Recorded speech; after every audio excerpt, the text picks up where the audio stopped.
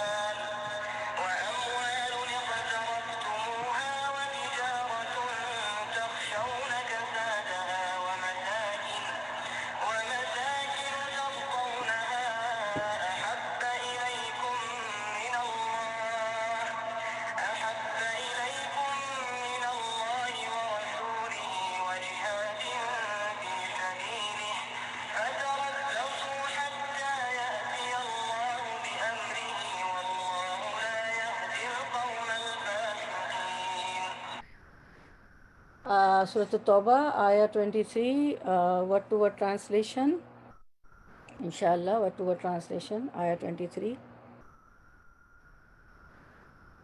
یا ایہا، اے الذین لوگو جو آمنو ایمان لائے ہو، لا تتخذوا، لا نہ، تتخذوا تم تخذو بناؤ، لا تتخذوا نہ تم بناؤ، آباءکم آبا اپنے آبا و اجداد، کم اپنے آباءکم اپنے آبا و اجداد کو، و اخوانکم اور اخوان بھائیوں، جمع ہے یہ اخوان، کم اخن کی جمع اخوان، کم اپنے، و اخوانکم اور اپنے بھائیوں کو، اولیاء دوست، ولی ان کی جمع اولیاء، ان اگر، ان استحبو وہ ترجیح دیں، الکفرا کفر کو، علی الایمانی علی پر، الایمان ایمان، علی الایمانی ایمان پر، ومن و من جو کوئی، یتولہم دوست رکھے گا انہیں، یتولا دوست رکھے گا ہم انہیں، یتولہم دوست رکھے گا انہیں، فاولائکا تو اولائکا وہی لوگ، ہم وہ، الظالمون ظالم ہیں۔ رننگ ٹرانسلیشن آیا 23۔ اے ایمان والو، اپنے باپوں اور اپنے بھائیوں کو دوست نہ بناؤ، اگر وہ کفر کو ایمان سے زیادہ عزیز رکھیں تم میں سے جو بھی ان سے محبت رکھے گا وہ پورا گناہگار اور ظالم ہے۔ تو جب آپ صلی اللہ علیہ وسلم پر وحی نازل ہوئی اور آپ اللہ کا پیغام پھیلانے لگے، تو ہم نے یہ دیکھتے ہیں تاریخ میں اور آیتوں سے بھی پتہ چلتا ہے کہ، اور احادیث مبارکہ سے بھی، کہ ایک گھر میں کہیں بہن مسلمان ہو گئی تھی، تو کہیں والد ہو گئے تھے، تو کہیں چچا تھے، تو پوری پوری فیملیاں مسلمان نہیں ہوئی تھی۔ تو یہی چیز اللہ تعالیٰ بتا رہے ہیں کہ جو مسلمان نہیں ہے، چاہے وہ اپنے باپ کے باپ ہوں، بھائی ہوں، تو ان کو دوست نہ بناؤ اگر وہ کفر کو ایمان سے زیادہ عزیز رکھیں، کیونکہ وہ کافر جو ہے کبھی بھی ہمارے دوست نہیں ہو سکتے۔ تو تم میں سے جو بھی ان سے محبت رکھے گا وہ پورا گناہگار ظالم ہے۔ یعنی آیت کو ہم دیکھتے ہیں، یہ وہی مضمون ہے جو قرآن کریم کی متعدد جگہ بیان کیا گیا ہے، متعدد جگہ بیان کیا گیا ہے۔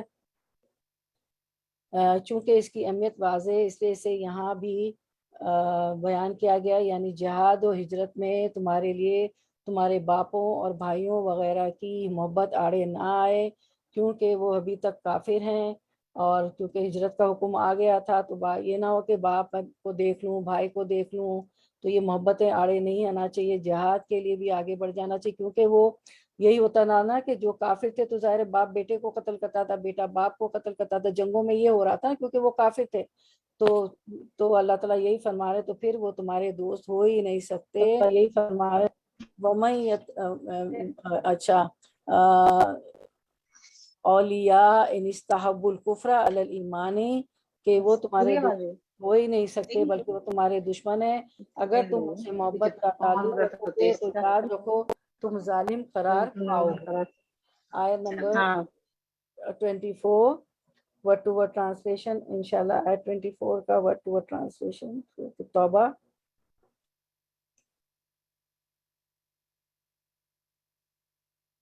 قل کہہ دیجئے، ان اگر کانا ہے آباؤکم آبا و اجداد تمہارے، و ابناؤکم اور بیٹے تمہارے، و اخوانکم اور بھائی تمہارے، و ازواجکم اور بیویاں تمہاری، و عشیرتکم اور خاندان تمہارے، و اموالو اور مال، مال کی جمع اموال، اموال اقترفتموہا، اخترفتمو کمایا تم نے، جنہیں اخترفتموہا کمایا تم نے جنہیں، و تجارتن اور تجارتن تجارت، تخشونا تم اخشونا ڈرتے ہو، کسادہ کسادہ اس کے مندہ ہونے سے، کسادہ مندہ ہونے سے، اس کے، مساکنو اور مساکنو گھر، تردونہا تم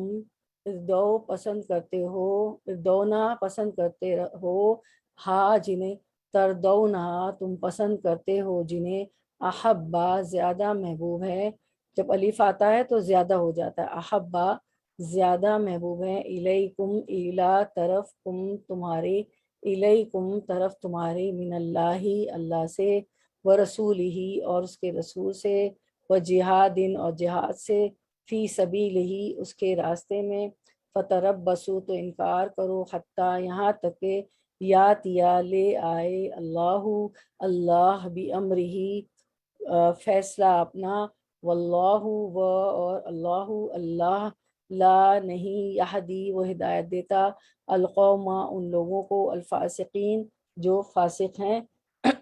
رننگ ٹرانسلیشن آیت 24۔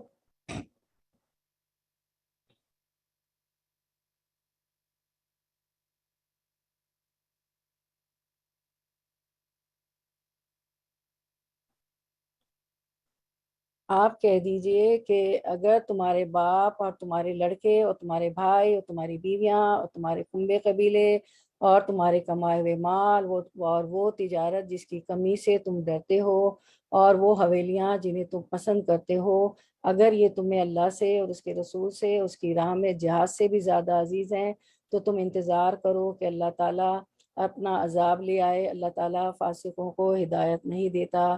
یہی بات اللہ تعالیٰ دوبارہ فرما رہے ہیں کہ باپ ہوں، بیٹے ہوں، بھائی ہوں، بیویاں ہوں، بیوی کے لیے شوہر، شوہر کے لیے بیوی، خاندان ہو، کنبہ ہو، قبیلہ ہو، جو مال ہم کماتے ہیں اور وہ تجارتیں، وہ بزنس، وہ ٹریڈ جس میں ہم ڈرتے ہیں کہ نقصان نہ ہو جائے، مندہ نہ ہو جائے، اور وہ حویلیاں، وہ مساکن جس میں ہم رہتے ہیں، گھر، بڑے بڑے ہاؤسز، حویلیاں، رینچز اور فارم ہاؤسز وغیرہ، اگر یہ ساری چیزیں اللہ اور اس کے رسول سے اور اس کی راہ میں جہاد سے بھی زیادہ عزیز ہیں تو اللہ تعالیٰ کا انتظار کرو، اللہ تعالیٰ اپنا عذاب لے آئے گا۔ اللہ تعالیٰ فاسقوں کو ہدایت نہیں دیتا۔ سب سے بڑھ کر اوپر اللہ کی محبت ہونی چاہیے۔ آیت کی طرف آتے ہیں ہم انشاءاللہ۔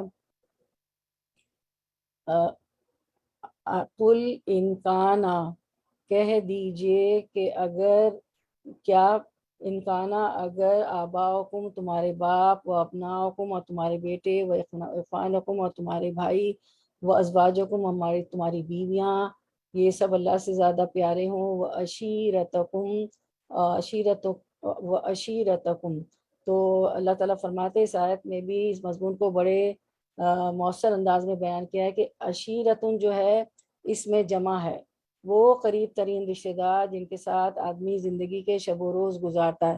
عشیرتکن، اور تمہارے خاندان والے بہت قریب ہوتے ہیں نا، بھائی بہن، سبلنگ، شوہر بیوی بہت قریب ہوتے ہیں، تو عشیرتکن وہ قریب ترین رشتہ دار جن کے ساتھ آدمی زندگی کے شب و روز گزارتا ہے، یعنی کنبہ، ٹھیک ہے، کنبہ اور قبیلہ، اور وہ اموال اور مال، پھر اس کے بعد اقترفتم اموال و اموال اقترفتموہا، اور تو اقتراف کہتے ہیں کسب کو، کمائی کے معنی کے لیے آتا ہے، جیسے تجارت کرتے ہیں، ٹریڈ کرتے ہیں، بزنس کرتے ہیں، سودے کی خرید و فروخت کو کہتے ہیں جس کا مقصد نفع کا حصول ہوتا ہے، ٹھیک ہے، کیوں ہم تجارت کرتے ہیں کہ نفع ہو ہمیں، ٹھیک ہے، وَأَمْوَالٌ اقْتَرَفْتُمُوهَا تجارتن تخشون کسادہ، تو اور جس کا مقصد نفع حاصل ہوتا ہے، کسادہ جو ہے نا مندے کو کہتے ہیں، یعنی نقصان کو کہتے ہیں، ٹھیک ہے، یعنی سامان فروخت موجود ہو دکان میں، شو روم میں، لیکن خریدار نہ ہو،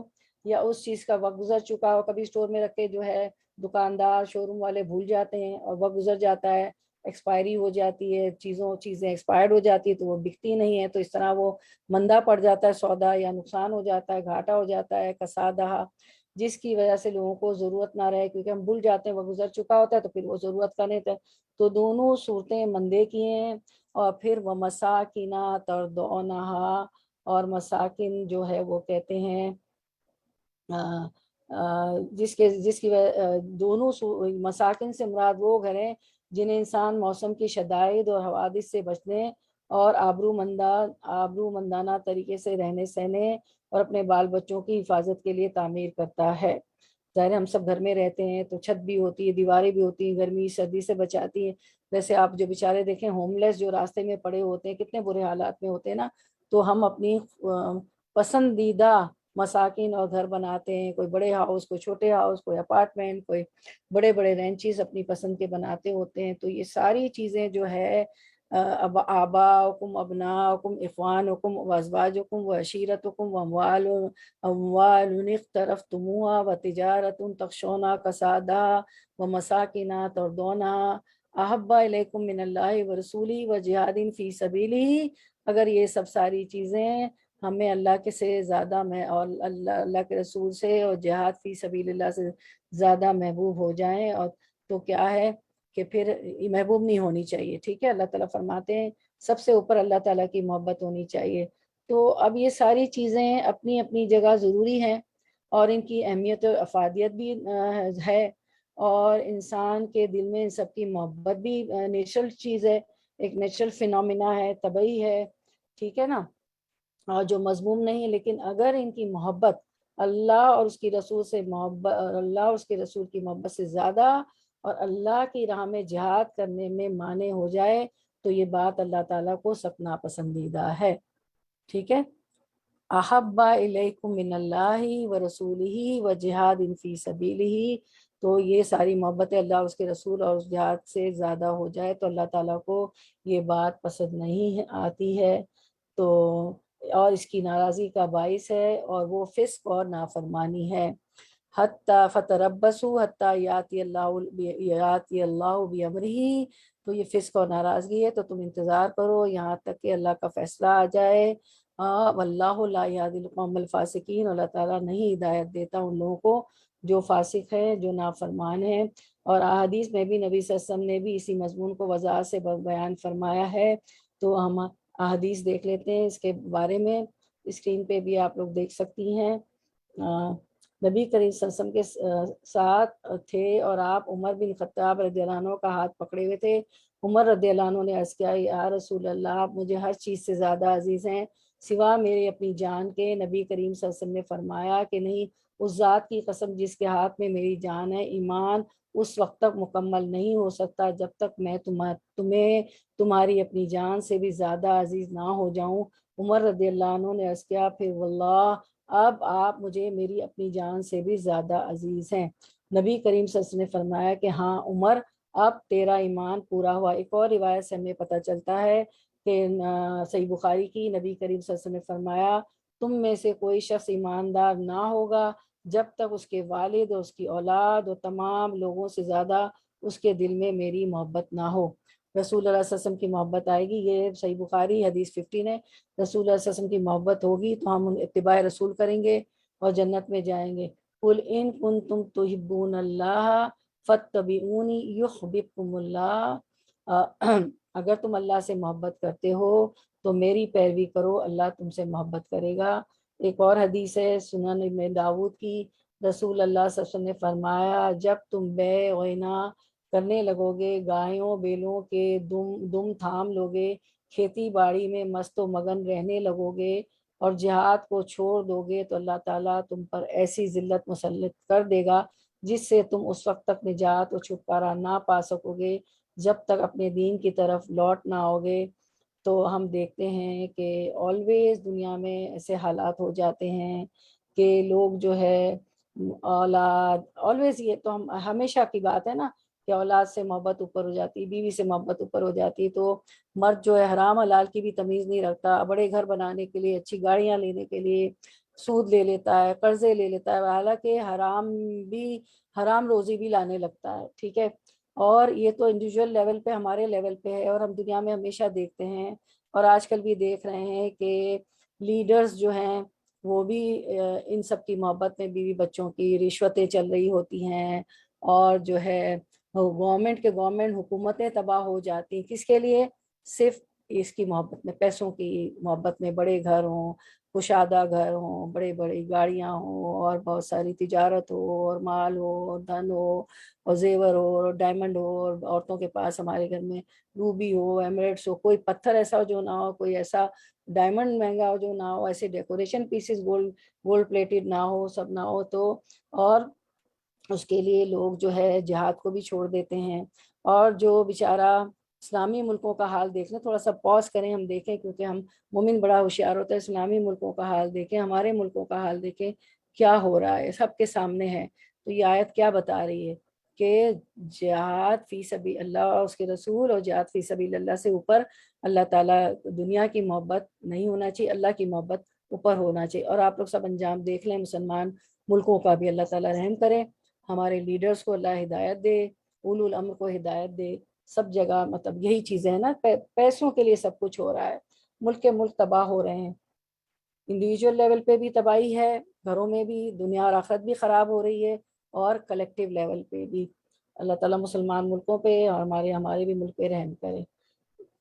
اس کے بعد ہم دیکھتے ہیں آیت نمبر، ہاں اب یہ 23 24، اللہ تعالیٰ کافروں سے ترک کے موالات کا حکم دیتا ہے، ان کی دوستیوں سے روکتا ہے، وہ ماں باپ ہوں، بہن بھائی ہوں، بشرطیہ کہ کفر کو اسلام پر ترجیح دیں۔ اور آیت میں لا تجدوا قوما یؤمنون باللہ، آخر تک اللہ پر اور قیامت پر ایمان لانے والوں کو ہرگز اللہ اور رسول کی دشمنی سے، اللہ اور رسول کے دشمنوں سے دوستی کرنے والا نہیں پائے گا، وہ ان کے باپ ہوں، بیٹے ہوں، بھائی ہوں یا رشتہ دار ہوں، یہی لوگ ہیں جن کے دلوں میں ایمان لکھ دیا گیا ہے اور اپنی خاص روح سے ان کی تائید فرمائی ہے، انہیں نہروں والی جنت میں پہنچائے گا۔ بحقی میں حضرت ابو عبیدہ بن جراح رضی اللہ عنہ کے باپ نے بدر والے دن ان کے سامنے اپنے بتوں کی تعریفیں شروع کی، آپ نے اسے ہر چند روکنا چاہا لیکن وہ بڑھتا ہی چلا گیا، باپ بیٹے میں جنگ شروع ہوئی، آپ نے اپنے باپ کو قتل کر دیا، اس پر یہ آیت لا تجدو جو ہے یہ نازل ہوئی آخر تک۔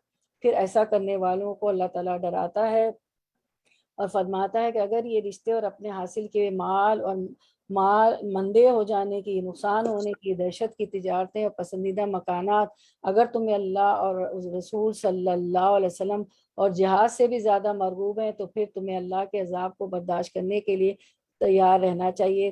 ایسے بدکاروں کو اللہ بھی راستہ نہیں دکھاتا۔ رسول اللہ صلی اللہ علیہ وسلم نے صحابہ رضی اللہ عنہ کے ساتھ جا رہے تھے، حضرت عمر کا ہاتھ آپ کے ہاتھ میں تھا۔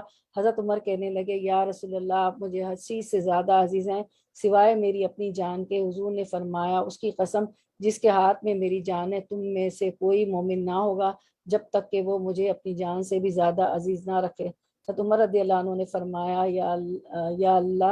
فرمایا اللہ کی قسم اب آپ کی محبت مجھے اپنی جان سے بھی زیادہ ہے۔ آپ نے فرمایا اے عمر تو مومن ہو گیا۔ سبحان اللہ۔ آیت نمبر 25،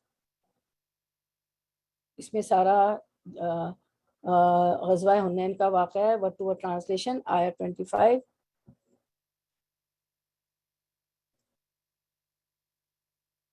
لقد البتہ قد تحقیق نصرہ مدد کی تمہاری اللہ نے فی مواطنی جگہوں میں، وطن اس کا روٹ ورڈ ہے، واطنون کثیرتن بہت سی، و یوم حنین اور یوم دن حنین کے دن یعنی حنین کی لڑائی غزوہ حنین میں، اس جب آجبتکم بھلی لگی تمہیں کثرت تمہاری فلم پس لم نہ تغنی اس نے فائدہ دیا عنکم تمہیں شیئن کچھ بھی، وضاقت اور داقت تنگ ہو گئی، علیکم اللہ پر تم الارض زمین، بما باوجود اس کے جو رحبت وہ کشادہ تھی، ثم پھر ولیتم پھر گئے تم مدبرین پیٹ پھیر کر۔ رواں ترجمہ، یقیناً اللہ تعالیٰ نے بہت سے میدانوں میں تمہیں فتح دی ہے، اور حنین کی لڑائی والے دن بھی جبکہ تمہیں اپنی کثرت پر ناز ہو گیا تھا، لیکن اس نے تمہیں کوئی فائدہ نہ دیا، بلکہ زمین باوجود اپنی کشادگی کے تم پر تنگ ہو گئی، پھر تم پیٹ پھیر کر بھاگ گئے۔ آیت کی طرف آتے ہیں۔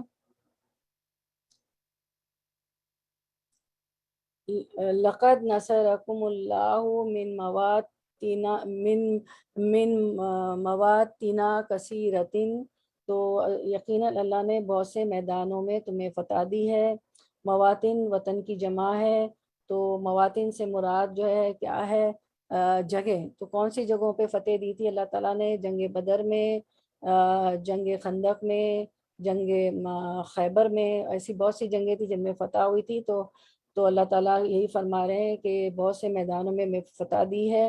اور یوم حنین، اور حنین کی لڑائی والے دن، اذ اعجبتکم کثرتکم، تو حنین کی لڑائی والے دن یہ ہوا کہ تمہیں کیا ہوا؟ اپنی کثرت پہ تم خوش ہو رہے تھے، کیونکہ اب مکہ فتح ہو گیا تھا۔ آپ کو پتہ ہے فتح مکے کے بعد حنین کی غزوہ ہوئی تھی، مکہ فتح ہو گیا تھا، اب مسلمان بہت کثرت میں تھے، تو وہ خوش ہو رہے تھے کہ اب تو ہم کثیر تعداد میں، اور یہ ہو ہی نہیں سکتا کہ حنین کی جنگ ہم نہ جیت جائیں۔ فلن تغنی عنکم شیئن، تو کوئی فائدہ نہ دیا تم کو اس خوش ہونے نے، کیونکہ انہوں نے ریسورسز پہ بھروسہ کر لیا تھا کہ ہم تو بہت تعداد میں ہیں اور ہماری تو طاقت ہے۔ تو اللہ تعالیٰ فرماتے ہیں کہ کوئی فائدہ نہ دیا، وضاقت علیکم الارض، بلکہ زمین باوجود اپنی کشادگی کے تم پر تنگ ہو گئی، ٹھیک ہے، بما رحبت ثم ولیتم مدبرین، تو زمین اپنی کش افراخی کے باوجود تم پہ تنگ ہو گئی، اور تم کیا کرنے لگے؟ جنگ سے پیٹ پھیر کر مڑ گئے، پیٹ پھیرنے لگے۔ تو ہم یہ دیکھ لیتے ہیں کہ جب ان کے دلوں میں آ گیا کہ اب ہم تو کثرت میں، ہماری تعداد بھی زیادہ ہے، ہم تو اب اسٹرانگ ہے، تو اللہ تعالیٰ کو یہ بات پسند نہیں آئی، کیونکہ ریسورسز پہ بھروسہ نہیں کرنا چاہیے، ہار جیت سب اللہ کے ہاتھ میں ہوتی۔ تو ہم یوم حنین جو ہے یعنی اس کی تفصیل ہم پڑھ لیتے ہیں. جب تک ہم جو ہے جنگ حنین کو نہیں سمجھیں گے، نہیں جانیں گے غزوہ حنین کو، تو آگے کی آیت بھی، کیونکہ آیت سکینہ ہے اور ہم پڑھ لیتے ہیں سکینت کی آیت تو وہ بھی ریلیٹڈ ہے جنگ حنین سے نا. تو ایز اے قرآن کے اسٹوڈنٹ ضروری ہے کہ ہم پہلے جنگ حنین کو سمجھ لیں، ٹھیک ہے نا. تو یہ آپ سارا حنین کا واقعہ ہم پڑھتے ہیں، جانتے ہیں انشاءاللہ. تو کیا ہے کہ خلاصہ تفسیر، تم کو خدا تعالیٰ نے بہت موقعوں میں کفار پر غلبہ دیا، جیسے بدر وغیرہ میں، حنین کے دن بھی جس کا قصہ عجیب و غریب ہے، تم کو غلبہ دیا. جبکہ یہ واقعہ ہوا تھا کہ تم کو اپنے مجمع کی کثرت سے غرہ ہو گیا تھا، پھر وہ کثرت تمہارے کچھ کارآمد نہ ہوئی اور کفار کے تیر برسانے سے ایسی پریشانی ہوئی کہ تم پر زمین باوجود اپنی اس فراخی کے تنگ کرنے لگی. پھر آخر تم پیٹ دے کر بھاگ کھڑے ہوئے. اس کے بعد اللہ تعالیٰ نے اپنے رسول کے قلب پر اور دوسرے مومنین کے قلوب پر اپنی طرف سے تسلی نازل فرمائی اور مدد کے لیے ایسے لشکر آسمان سے نازل فرمائے جن کو تم نے نہیں دیکھا تھا، اور مراد فرشتے ہیں، جس کے بعد تم پھر مستعد قتال ہوئے اور غالب آئے. پہلے جو ہے کیونکہ ان کے دلوں میں آ گیا تھا، تو یہ ہے کہ انہوں نے ہلہ بول دیا تھا کافروں نے، تو جو ہے ایسا لگا کہ شکست ہو جائے گی، لیکن اللہ تعالیٰ نے فرشتوں سے مدد کی اور پھر صحابہ کرام ان پہ غالب آ گئے. اللہ تعالیٰ نے کافروں کو سزا دی کہ ان پر ہزیمت و قتل و قید واقع ہوئی، اور یہ کافروں کی دنیا میں سزا ہے. پھر اللہ تعالیٰ ان کافروں میں سے جس کو چاہیں توبہ نصیب کر دیں. چنانچہ بہت سے مسلمان ہو گئے اس جنگ کے بعد. اللہ تعالیٰ بڑی مغفرت کرنے والے، بڑی رحمت کرنے والے ہیں. جو شخص ان میں مسلمان ہو اس کے سب پچھلے گناہ معاف کر کے مستحق جنت کا بنا دیا گیا. تو ہم غور سے سنتے ہیں، جانتے ہیں، سمجھتے ہیں اس کی تفصیل جنگ حنین کی. اور یہ جنگ جو ہے فتح مکہ کے بعد ہوئی تھی، اور ہم سمجھتے ہیں کہ ویسے ہم ادھر ادھر سے چیزیں پڑھ رہے ہوتے تو ہمیں اس کی جو ہے سیکوینس سمجھ میں نہیں آ رہی ہوتی نا، کہ کچھ حدیث کی بھی نہیں آ رہی ہوتی، ہم حدیث بھی بیان، ہمیں پتہ نہیں ہوتا ہے کہ کس وقت یہ واقعہ ہوا. تو جب ہم قرآن پڑھتے ہیں آیتوں سے مطلب پڑھ رہے ہوتے ہیں تو ہمیں پتہ چلتا ہے، سیکوینس بھی پتہ چلتی ہے. تو یہ جنگ ہوئی تھی اور ہمیں کیا لگتا ہے بس فتح مکہ، مکہ فتح ہو گیا، بس اب سب کچھ صحیح ہو گیا. ایسا نہیں تھا، اس کے بعد بھی بہت سے مراحل پیش تھے. آپ وسلم کو بہت سی مشکلات تھیں، صحابہ کرام کو اور آپ وسلم کو. تو اس آیت میں غزوہ حنین کے واقعات، شکست و فتح اور ان کے ضمن میں بہت سے اصولی اور فروعی مسائل اور فوائد کا بیان ہے. جیسا کہ اس سے پہلی صورت انفال میں فتح مکہ اور اس کے متعلقات کا ذکر تھا. شروع آیت میں حق تعالیٰ نے اپنے انعام و احسان کا ذکر فرمایا ہے، جو ابھی ہم نے لفظی ترجمہ پڑھا، جو مسلمانوں پر ہر موقع اور ہر حالت میں مبذول رہا. ارشاد فرمایا لقد نصرکم اللہ فی مواطن کثیرۃ ویوم حنین، یعنی اللہ تعالیٰ نے تمہاری مدد فرمائی بہت سے مقامات میں، اور تمہید کے بعد خصوصیت کے ساتھ فرمایا ویوم حنین، یعنی غزوہ حنین کے دن بھی اللہ تعالیٰ کی مدد پہنچی. اب میری بہنوں، غزوہ حنین کی خصوصیت اس وجہ سے فرمائی ہے کہ اس میں بہت سے واقعات اور حالات خلاف توقع عجیب انداز سے ہوئے، جن میں غور کرنے سے انسان کی ایمان میں قوت اور عمل میں ہمت پیدا ہوتی ہے. اس لیے جو یہ آیت ہے ہماری اوپر، اس کی لفظی تفسیر سے پہلے اس غزوے کے ضروری واقعات جو حدیث و تاریخ کی مستند کتابوں میں مذکور ہیں کسی قدر تفصیل سے بیان کر دینا مناسب ہے، تاکہ اس آیت کو سمجھنے میں ہمیں آسانی ہو اور جن فوائد کے لیے یہ واقعات بیان فرمائے گئے وہ سامنے آ جائیں. ان واقعات کا بیشتر حصہ تفسیر مظہری سے لیا گیا، جس میں بحوالہ کتب حدیث و تاریخ واقعات کا ذکر ہے. تو آپ جو ہے تجلیات نبوت دیکھ سکتی ہیں، اسوائے حسنہ دیکھ سکتی ہیں، رحیق المختوم دیکھ سکتی ہیں، اور سیرہ کی کتابوں میں ہیں، اور تفاسیر بھی دے سکتی ہیں آپ، ٹھیک ہے، جو بھی آپ تفاسیر پڑھتی ہوں. تو سارے مفسرین نے بھی، کسی نے چھوٹا بیان کیا، کسی نے بڑا بیان کیا. تو حنین کی جو جنگ ہے، تو حنین یہ مقام جو ہے مکہ مکرمہ اور طائف کے درمیان ایک مقام کا نام ہے، جو مکہ مکرمہ سے 10 میل سے کچھ زیادہ فاصلے پر واقع ہے. رمضان 8 ہجری میں جب مکہ مکرمہ فتح ہوا اور قریش مکہ نے رسول اللہ صلی اللہ علیہ وسلم کے سامنے ہتھیار ڈال دیے. آپ کو پتہ ہے مکہ فتح تو مکہ کے قریش نے ہتھیار ڈال دیے. تو عرب کا ایک بہت بڑا مشہور بہادر جنگجو اور مالدار قبیلہ حوازن قبیلے کا نام کیا تھا عرب کے مالدار اور جنگجو قبیلے کا؟ قبیلہ حوازن. جس کی ایک شاخ طائف کے رہنے والے بنو ثقیف بھی تھے۔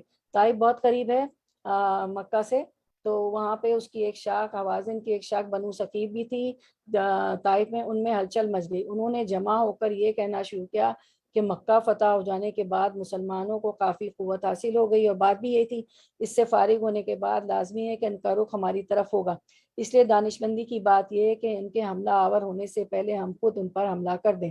اس کام کے لیے قبیلہ حوازن نے اپنی سب شاخوں کو مکے سے طائف تک پھیلی ہوئی تھی جمع کر لیا۔ اس قبیلے کے سب بڑے چھوٹے بجز مادودے چند افراد جن کی تعداد 100 سے بھی کم تھی سبھی جمع ہو گئے۔ اس تحریک کے لیڈر مالک بن عوف تھے جو بعد میں مسلمان ہو گئے، اور اسلام کے بڑے علمبردار ثابت نے ان کی رائے سے اتفاق کر کے جنگ کی تیاریاں شروع کر دی۔ اس قبیلے کی چھوٹی چھوٹی دو شاخیں بنو کعب اور بنو کلاب اس رائے سے متفق نہیں ہوئی۔ بنو کعب اور بنو کلاب نے کہا کہ اللہ تعالیٰ نے کیونکہ ان کو بصیرت دی تھی، تو انہوں نے کہا کہ اگر مشرق سے مغرب تک، ایسٹ سے ویسٹ تک ساری دنیا بھی محمد صلی اللہ علیہ وسلم کے خلاف جمع ہو جائے گی تو وہ ان سب پر بھی غالب آ جائیں گے۔ دیکھیں ان کو پتا تھا کہ اللہ کے رسول ہیں، ہم خدائی طاقت کے ساتھ جنگ نہیں کر سکتے۔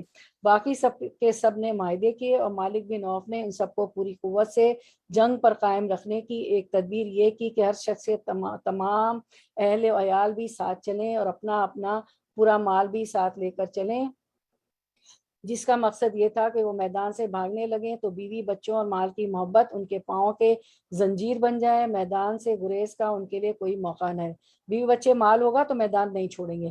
ان کی تعداد کے بارے میں اہل تاریخ کے مختلف اقوال ہیں۔ حافظ حدیث علامہ ابن حجر وغیرہ نے راجے اس کو قرار دیا ہے کہ 24 یا 28 ہزار کا مجمع تھا، اور بعض حضرات نے 4,000 کی تعداد بیان کی ہے۔ یہ ممکن ہے کہ سب اہل و عیال، عورتوں بچوں سمیت تعداد 24 یا 28 ہزار ہو، لڑنے والے جو جوان ان میں 4,000 ہوں۔ بہرحال رسول کریم صلی اللہ علیہ وسلم کو مکہ مکرمہ میں ان کی خطرناک عزائم کی اطلاع ملی تو آپ نے ان کے مقابلے پر جانے کا عزم فرما لیا۔ مکہ مکرمہ پر حضرت عطاب بن اسید کو امیر بنایا، حضرت معاذ بن جبل کو ان کے ساتھ لوگوں کو اسلامی تعلیمات سکھانے کے لیے چھوڑا۔ دیکھیں جنگ بھی جا رہے ہیں لیکن اسلامی تعلیمات سکھانے کے لیے چھوڑا مکہ، کیونکہ مکہ فتح ہوا تھا نا، سارے مسلمان تو مدینہ میں تھے اور نئے نو مسلم بھی تھے، فتح مکے کے دن بھی لوگ مسلمان ہوئے تھے۔ تو اس سے کیا سبق ملتا ہے کہ اسلامی تعلیمات رکنی نہیں چاہیے، کوئی گروپ ہو، کوئی اسکالر ہو، کوئی جماعت ہو، یعنی ہمیں جڑا رہنا ہے، کہیں نہ کہیں کہیں نہ کہیں کہیں سے بھی جڑا رہے ہیں اللہ کے اسلامی تعلیمات سے۔ اور دیکھیں جنگ پہ جا رہے ہیں اسلامی تعلیمات کی فکر، اور قریش مکہ سے اسلحہ اور سامان جنگ آ رہے، اپنی پسند کے اسپیکر، اپنی پسند کے اسکالر سبھی اچھے ہیں، سبھی دین کو پھیلا رہے ہیں، سبھی اللہ کا کام کر رہے ہیں، لا الہ الا اللہ، اللہ کی جماعت ایک ہے، سب اللہ کا۔ اللہ نے کہا تم میں سے کچھ لوگ ہوں گے جو ہمیشہ دین کو پھیلائیں گے، امر بالمعروف نہیں یعنی منکر کریں گے۔ تو ان کے ساتھ لوگوں کو اسلامی تعلیمات سکھانے کے لیے چھوڑ دیا۔ قریش مکہ سے اسلحہ اور سامان جنگ عاریت کے طور پر مانگا۔ یہ حدیث آپ دیکھیں گی اسکرین پر کہ عاریت کے طور پر مانگا۔ صفوان بن امیہ جو قریش کا سردار تھا بول اٹھا کہ کیا آپ یہ سامان جنگ ہم سے غصب کر لینا چاہتے ہیں، کیونکہ اب ان کو یہ لگا کہ وہ سامان جنگ مانگ رہے ہیں، زرے مانگ رہے ہیں اللہ کے رسول صلی اللہ علیہ وسلم، تو کہیں ایسا نہ ہو۔ صفوان بن امیہ جو قریش کا سردار تھا کہ اس نے سمجھا کہ اب چونکہ یہ تو مکہ فتح ہو چکے ہیں، یہ تو حاکم بن گئے، تو ہمارا ہتھیار غصب کر رہے ہیں۔ تو رسول صلی اللہ علیہ وسلم نے فرمایا نہیں، بلکہ عاریت کے طور پر لیتے ہیں جس کی واپسی ہمارے ذمے ہوگی۔ یہ سن کر اس نے 100 زرے مستعار دی، اور نوفل بن حارث نے 3,000 نیزے اس طرح پیش کر دیے۔ امام زہری کی روایت کے مطابق حضرت صلی اللہ علیہ وسلم 14,000 صحابہ کا لشکر لے کر اس جہاد کی طرف متوجہ ہوئے، جن میں 12,000 انصار مدینہ تھے جو فتح مکہ کے لیے آپ کے ساتھ آئے تھے۔ سبحان اللہ، انصار نے کہیں آپ کا ساتھ نہیں چھوڑا۔ مدینہ فتح مکے میں کتنے انصار آئے تھے؟ 12,000، اور 2,000 وہ مسلمان تھے جو مکہ اور اطراف کے مکہ کے لوگوں میں سے بوقت فتح مسلمان ہو گئے تھے۔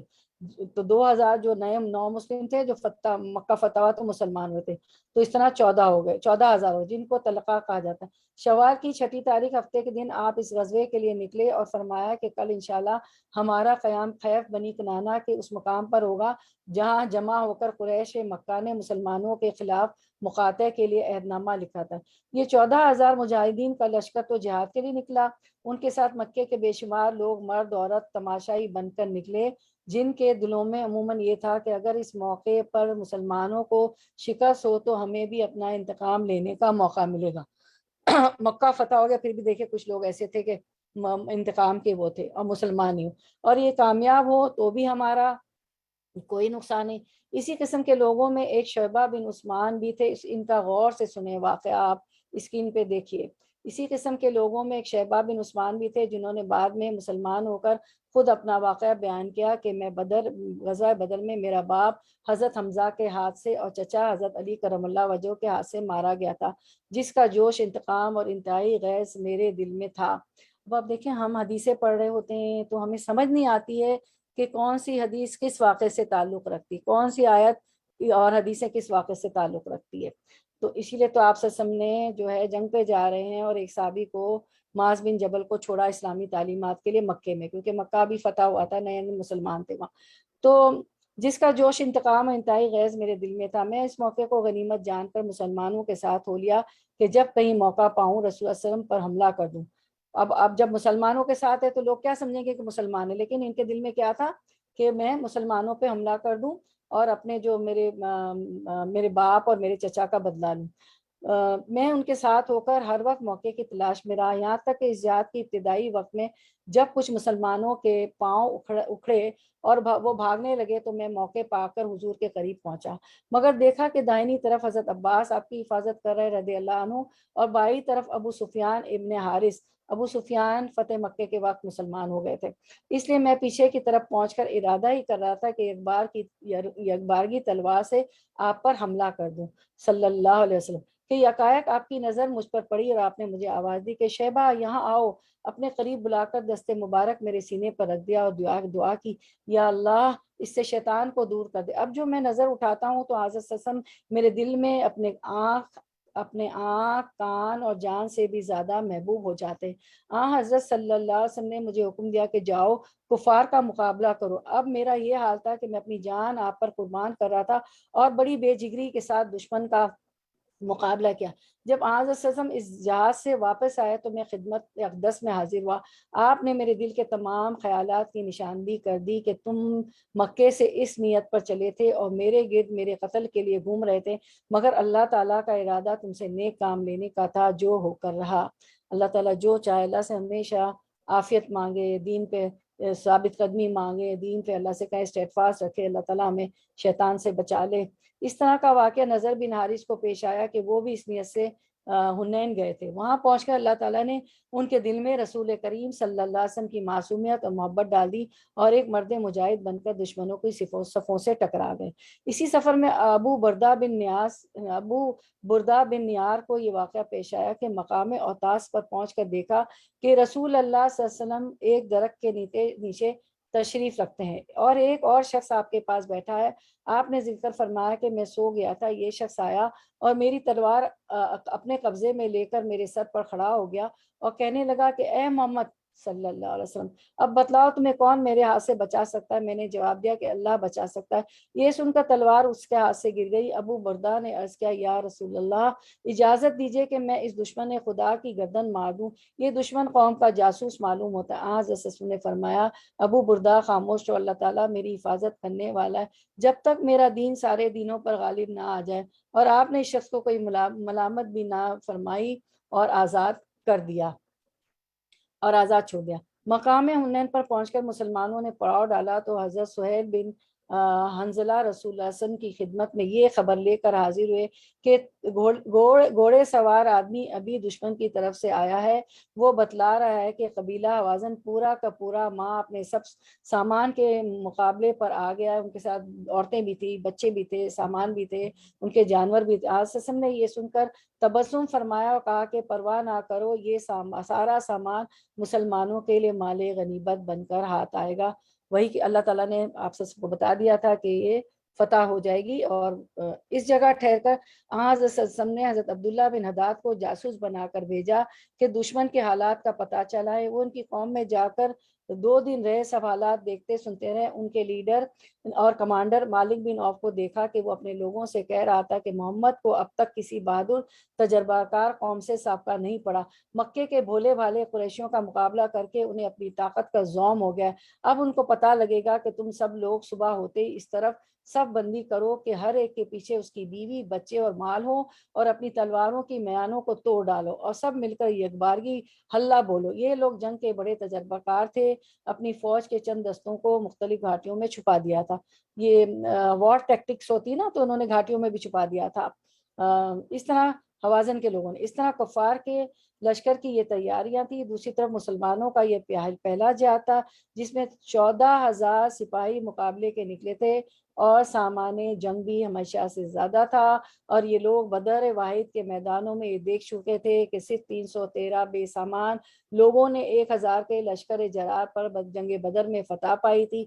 تو آج اپنی کثرت اور تیاری پر صحابہ کرام نظر کر کے حاکم اور بزار کی روایت کے مطابق ان میں سے بعض کی زبان سے ایسے کلمات نکل آ گئے کہ آج تو یہ ممکن نہیں کہ ہم کسی سے مغلوب ہو جائیں، آج تو مقابلے کی دیر ہے کہ دشمن فوراً بھاگے گا۔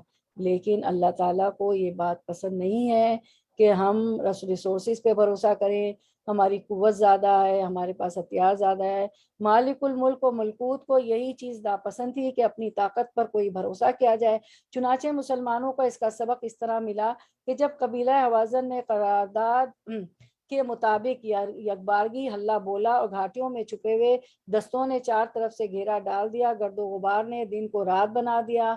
آپ کو پتہ ہے گرد و غبار ہوتا ہے تو اندھیرا ہو جاتا ہے، تو صحابہ کرام کے پاؤں اکھڑ گئے اور بھاگنے لگے۔ رسول کریم صلی اللہ علیہ وسلم اپنی سواری پر سوار پیچھے ہٹنے کی بجائے آگے بڑھ رہے تھے، اور بہت تھوڑے سے صحابہ کرام جن کی تعداد 300 اور بعض نے 100 یا اس سے بھی کم بتلائی حضرت صلی اللہ علیہ وسلم کے ساتھ جمے رہے۔ وہ بھی یہ چاہتے تھے کہ آپ آگے نہ بڑھے۔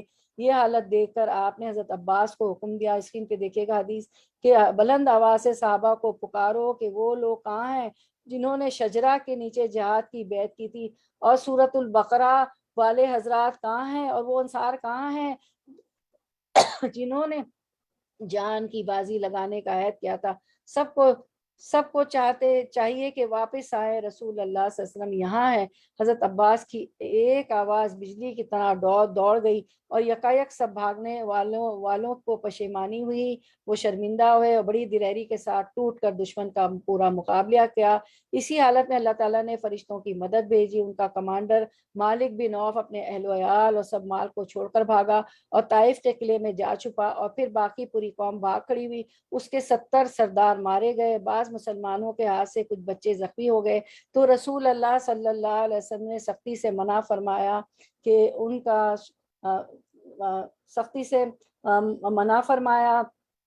سب مال مسلمانوں کے قبضے میں آیا۔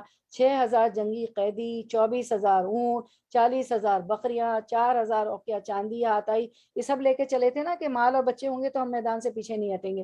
اور اللہ کے رسول صلی اللہ علیہ وسلم نے فرمایا تھا کہ یہ سب ہمارا مال غنیمت ہوگا جب گھوڑ سوار خبر لے کے آیا تھا۔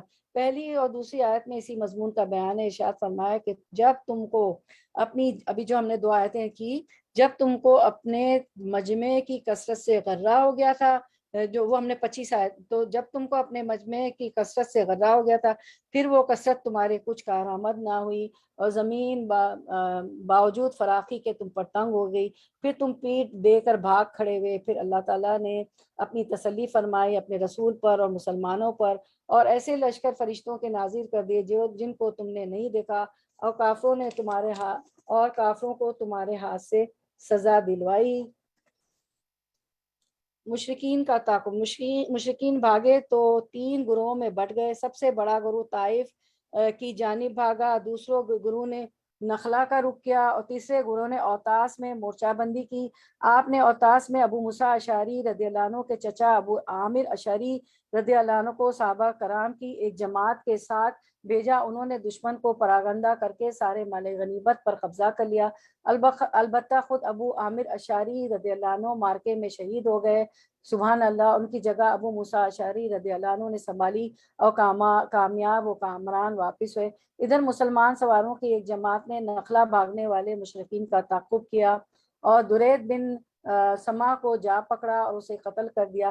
رسول اللہ صلی اللہ علیہ وسلم نے مال غنیمت اور قیدیوں کو جمع کرنے کا حکم دیا، جس کی کل مقدار یہ تھی: اونٹ تقریباً 24,000، بکریاں 40,000 سے زیادہ، چاندی 4,000 اوقیہ یعنی 1,60,000 درہم، عورتیں اور بچے 6,000۔ ان سب کو جارانہ میں جمع کر کے حضرت مسعود بن عمرو غفاری رضی اللہ عنہ کو ان کا نگراں مقرر کر دیا۔ اس کے بعد غزوہ طائف شوال سن 8 ہجری میں ہوئی، اس کے لیے آپ نے طائف کا رخ کیا۔ تو ہمارا آج کا موضوع یہ نہیں ہے، ہماری جنگ حنین ہے، تو ہم جو ہے حنین کے وقت اس کو پورا کر لیتے ہیں، کنکلوڈ کریں گے انشاءاللہ۔ اب کیا ہوا کہ ظاہر بچے بھی تھے، عورتیں بھی تھی حوازن کے، اور اتنا سارا مال بھی تھا، تو اموال غنیمت اور قیدیوں کی تقسیم۔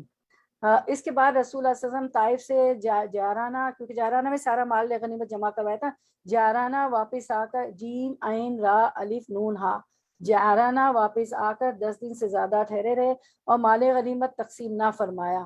آپ کو انتظار تھا کہ حوازن توبہ کر کے آ جائیں گے اور اپنے مال اور قیدی واپس لے جائیں گے۔ دیکھیں کتنے جو ہے کوئی لالچ نہیں صحابہ کرام کو، آپ صلی اللہ علیہ وسلم کو، اللہ کے لیے لڑتے ہیں، تو ان کا انتظار کیا کہ وہ شاید واپس آ جائیں، توبہ کر لیں اور اپنے مال اور قیدی واپس لے جائیں۔ لیکن جب کوئی نہ آیا، یہ آپ صحیح بخاری میں دیکھ سکتی ہیں پورا جو واقعہ جو ہے کہ انتظار کیا آپ صلی اللہ علیہ وسلم نے، لیکن جب کوئی نہ آیا تو آپ نے غنیمت سے خمس نکالا اور اسے تالیف قلب کے لیے کمزور اسلام والوں کو دیا۔ آپ کو پتہ ہے نا، سورۃ الانفال میں آپ پڑھ چکے ہیں مال غنیمت اور خمس کے بارے میں، اور کچھ ایسے لوگوں کو بھی دیا۔ آپ نے غنیمت سے خمس نکالا، اسے تالیف قلب کے لیے کمزور اسلام والوں کو دیا۔ یہ تالیف قلب کے متعلق آپ سورۃ التوبہ کی آیت نمبر 60 میں پڑھ چکے ہیں کہ زکوٰۃ کن کن کو دی جاتی ہے۔ 8 مد ہے زکوٰۃ کی، آپ کو یاد ہے بہت اچھی طرح، قرآن کے اسٹوڈنٹ ہے، اس میں سے ایک مد تالیف قلب ہے، یعنی 9 مسلمانوں کو ان کے دل کو بڑھانے کے لیے۔ تو آپ نے خمس نکالا، اسے تالیف قلب کے لیے کمزور اسلام والوں کو دیا، اور کچھ ایسے لوگوں کو بھی دیا جو ابھی تک مسلمان نہیں ہوتے، تاکہ ان کی نظر میں بھی اسلام محبوب ہو جائے۔ چنانچہ ابو سفیان کو 40 اوقیہ چاندی، 1,600 درہم اور 100 اونٹ دیے، پھر اتنا ہی اس کے بیٹے یزید کو دیا، پھر اتنا ہی اس کے دوسرے بیٹے معاویہ کو دیا۔ صفوان بن امیہ کو 100، پھر 100، پھر 100، یعنی 300 اونٹ دیے۔ حکیم بن جزام، حارث بن حارث بن کلدو، اوینہ بن حسن، اخرا بن حابس، عباس بن مرداس، القمہ بن الاسا، مالک بن عوف، اللہ بن حارثہ، حارث بن ہشام، جبیر بن مطعم، سہیل بن عمرو، حویطب بن عبد العزیٰ وغیرہ کو 100 اونٹ دیے۔ کچھ اور لوگوں کو 50 اونٹ دیے، یہاں تک کہ لوگوں میں شورا ہو گیا کہ محمد صلی اللہ علیہ وسلم اس طرح بے دریغ عطیہ دیتے ہیں کہ انہیں فقر کا اندیشہ ہی نہیں۔ چنانچہ مال کی طلب میں بدو آپ پر ٹوٹ پڑے، جو گاؤں کے لوگ ہوتے ہیں، اور آپ کو ایک درخت کی جانب سمیٹنے پر مجبور کر دیا، جس میں آپ کی چادر پھنس گئی۔ آپ نے فرمایا میری چادر دے دو، اس ذات کی قسم جس کے ہاتھ میں میری جان ہے، اگر میرے پاس تہامہ کے درختوں کی تعداد میں بھی چوپائے ہوتے تو میں انہیں تم میں تقسیم کر دیتا، پھر تم مجھے نہ بخیل پاتے، نہ بزدل، نہ جھوٹا۔ پھر آپ نے ایک اونٹ کی کوہان سے کچھ بال لیے اور فرمایا واللہ میرے لیے تمہارے مال فہ میں سے کچھ بھی نہیں، حتیٰ کہ اتنا سا بال بھی نہیں، صرف خمس ہے، اور خمس بھی تمہیں پر پلٹا دیا جاتا ہے، لہذا سوئی اور دھاگا تک ادا کرو، کیونکہ خیانت صاحب خیانت کے لیے قیامت کے روز آر، رسوائی اور آگ ہوگی۔ یہ سوئی دھاگے کا بھی دیکھے حساب ہوگا۔ یہ سن کر لوگوں نے ایک معمولی چیز تک غنیمت سے جو کچھ لیا تھا سب واپس کر دیا۔ اس کے بعد آپ نے حضرت زید بن ثابت رضی اللہ عنہ کو مال غنیمت تقسیم کرنے کا حکم دیا۔ غنیمت کی مذکورہ مقدار کے حساب سے خمس نکالنے کے بعد، کیونکہ خمس جو ہے نکالنا پڑتا ہے، اللہ اور رسول کا ہوتا ہے، نکالنے کے بعد ایک آدمی کے حصے میں جتنا مال غنیمت آتا اس کی مقدار یہ ہے: تقریباً 1.5 اونٹ، 2.5 بکری، 10 درہم اور ایک قیدی، 1/3 حصہ۔ اب اگر ایک آدمی کو 10 درہم دے کر باقی کو کوئی ایک ہی چیز دی جائے تو اس کے حصے میں یا تو صرف 4 اونٹ آئیں گے یا صرف 40 بکریاں یا ایک قیدی کا صرف 2/3 حصہ؟ انصار کا شکوہ، رسول اللہ صلی اللہ علیہ وسلم کا خطاب۔ اب ہم یہ پڑھتے ہیں، اسکرین پہ دیکھیے گا، ہماری آئی ٹی انچارج چلا رہی۔ جب رسول اللہ صلی اللہ علیہ وسلم نے حنین فتح کیا، غنائم تقسیم کیے تو جن کی تعلیف بہت غور سے پڑھیے، سنیے، اس کو پڑھ کے تو انسان رو پڑے۔ جب رسول اللہ صلی اللہ علیہ وسلم نے حنین فتح کیا، غنائم تقسیم کیے تو جن کے تعلیف قلب مقصود تھی ان کو بہت زیادہ عطا فرمایا۔ تعلیف قلب صاحب سمجھتے ہیں، سورۃ التوبہ آیت نمبر 60 میں ہم نے پڑھا ہے، اللہ تعالیٰ نے زکوٰۃ کا حکم دیا ہے۔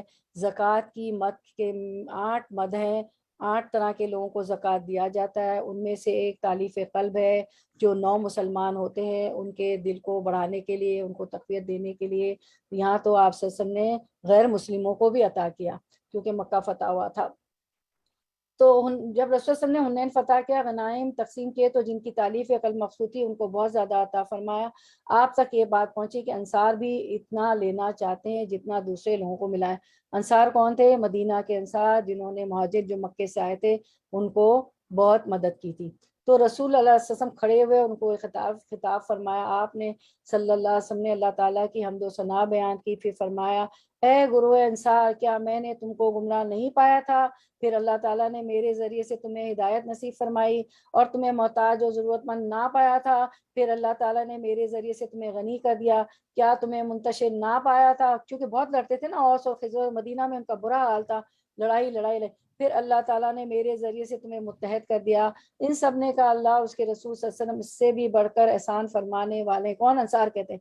تو آپ صلی اللہ علیہ وسلم نے فرمایا، تم مجھے جواب نہیں دو گے؟ انہوں نے کہا، اللہ اور اس کے رسول صلی اللہ علیہ وسلم بہت زیادہ احسان کرنے والے ہیں۔ تو آپ صلی اللہ علیہ وسلم نے فرمایا، تم بھی اگر چاہو تو کہہ سکتے ہو، ایسا تھا اور معاملہ ایسا ہوا۔ آپ صلی اللہ علیہ وسلم نے بہت سی باتیں گنوائیں۔ آپ صلی اللہ علیہ وسلم نے ہمارے پاس اس حالت میں آئے کہ آپ کو جھٹلایا گیا تھا، ہم نے آپ صلی اللہ علیہ وسلم کی تصدیق کی۔ یعنی آپ صلی اللہ علیہ وسلم خود بتا رہے، انہوں نے نہیں بتایا، تو آپ صلی اللہ علیہ وسلم خود اپنے حالات بتا رہے۔ ہم نے آپ صلی اللہ علیہ وسلم کی تصدیق کی، آپ صلی اللہ علیہ وسلم کو اکیلا چھوڑ دیا گیا تھا۔ ہم نے آپ صلی اللہ علیہ وسلم کی مدد کی، یعنی انصار نے۔ آپ صلی اللہ علیہ وسلم کو نکال دیا گیا تھا، ہم نے آپ صلی اللہ علیہ وسلم کو ٹھکانہ مہیا کیا۔ آپ صلی اللہ علیہ وسلم پر ذمہ داریاں کا بوجھ تھا، ہم نے آپ صلی اللہ علیہ وسلم کے ساتھ مواسات کی۔ عمرو بن آیا کا خیال ہے کہ وہ انہیں یاد نہیں رکھ سکتے۔ اس کے بعد آپ صلی اللہ علیہ وسلم نے فرمایا، کیا تم اس پر راضی نہیں ہوئے کہ لوگ اونٹ اور بکریاں لے کر جائیں اور تم رسول اللہ صلی اللہ علیہ وسلم کو اپنے ساتھ لے کر گھروں کو جاؤ؟ انصار قریب تر ہیں اور لوگ ان کے بعد ہیں۔ سبحان اللہ۔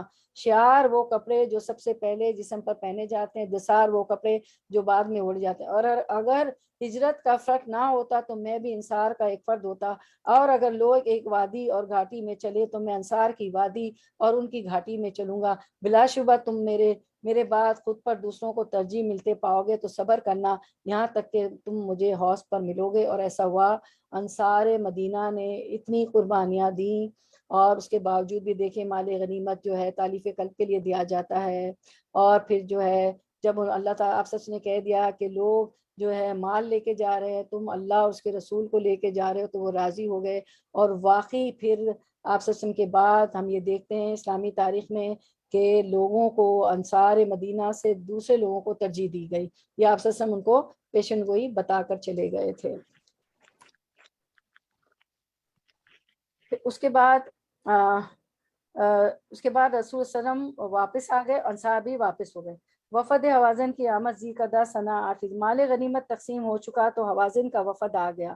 اب آپ صلی اللہ علیہ وسلم نے 1 مہینہ انتظار کیا، مال غنیمت تقسیم نہیں کیا تو وہ آئے نہیں۔ اب جب 1 مہینے بعد تقسیم کر دیا تو حوازن کا وفد آ گیا۔ ان کا رئیس زبیر بن سرو تھا، انہوں نے اسلام قبول کیا، بیعت کی، پھر عرض پرواز ہوئے کہ یا رسول اللہ، آپ نے جنہیں گرفتار کیا ان میں مائیں ہیں، بہنیں ہیں، پھوپھیاں ہیں، خالائیں ہیں، اور یہی قوموں کی رسوائی کا سبب ہوتی، کیونکہ عورتیں بھی لے کے چلے تھے نا یہ لوگ، لہٰذا مال کے علاوہ، لہٰذا اللہ کے رسول ہم پر احسان و کرم فرمائے۔ آپ ایسے آدمی ہیں کہ آپ سے امیدیں وابستہ اور آپ کے کرم کا انتظار ہے، آپ ان عورتوں پر احسان کیجیے جن کا دودھ پیتے تھے جب آپ کا منہ ان کی دودھ کی موتیوں سے بھر جاتا تھا۔ اور مزید چند اشعار کا آپ نے فرمایا صلی اللہ علیہ وسلم، میرے ساتھ جو لوگ ہیں انہیں دیکھ ہی رہے ہو، اور مجھے سچ بات زیادہ پسند ہے، لہٰذا قیدی اور مال میں سے کوئی ایک چیز چن لو۔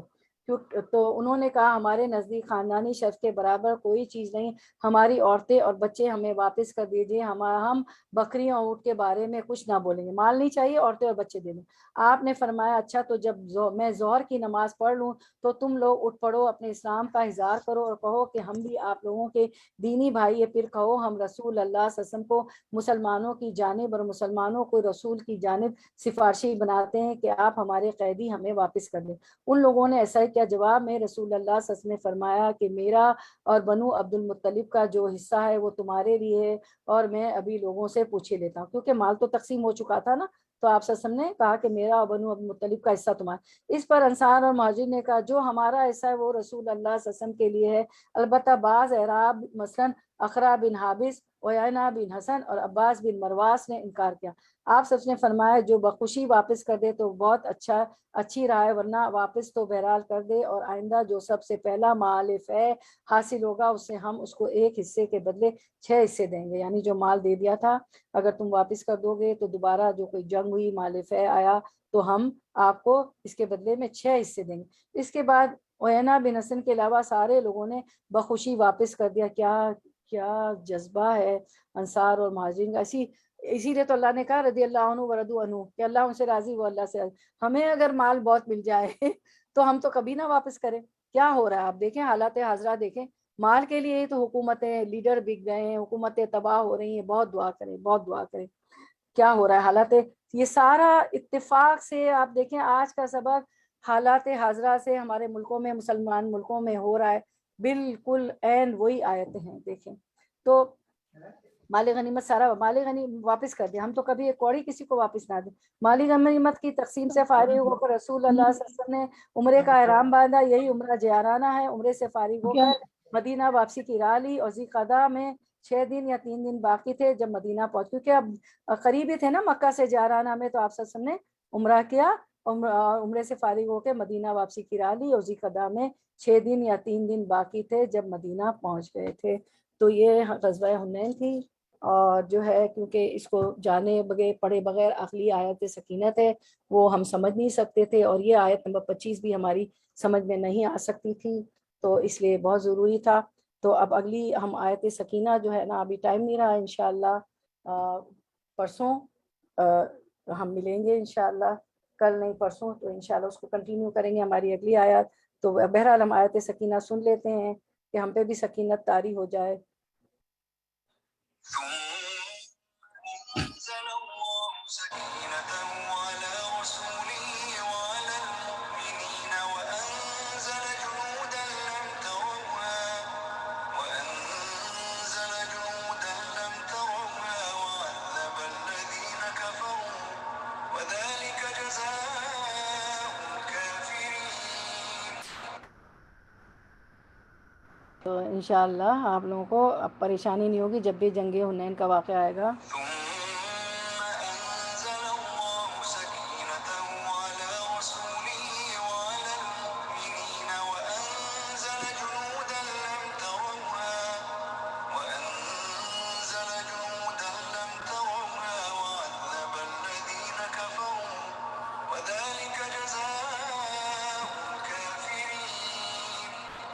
تو آپ میں پھر سے آپ کو ریفرنس دے دوں گی اسوہ حسنہ میں، اور دوسرا آپ جو ہے اس کو تفاسیر میں بھی دیکھ سکتے ہیں، معارف القرآن، تدبر القرآن، اور جو ہے رحیق المختوم، تجلیات نبوت، اور سیرہ کی کوئی بھی بک ہو اس میں یہ واقعات آپ خود بھی جا کے پڑھ سکتی ہیں، ٹھیک ہے۔ چلے وآخر دعوانا ان الحمد للہ رب العالمین، سبحانک اللہم و بحمدک، نشہد ان لا الہ الا انت، نستغفرک و نتوب الیک۔ اور آیت نمبر 25 جنگ حنین کو بھی آپ ریلیٹ کر سکتی ہیں، ٹھیک ہے۔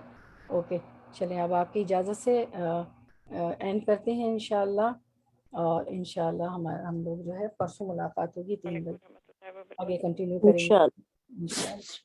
السلام علیکم ورحمۃ اللہ وبرکاتہ۔ وعلیکم السلام۔ السلام علیکم ورحمۃ اللہ وبرکاتہ۔ ہاں، امید ہے اللہ سمجھ حافظ۔ آ گیا ہوگا آپ لوگوں کو بہت اچھی طرح جنگ حنین۔ جی جی ٹھیک ہے، اوکے، انشاءاللہ۔ وعلیکم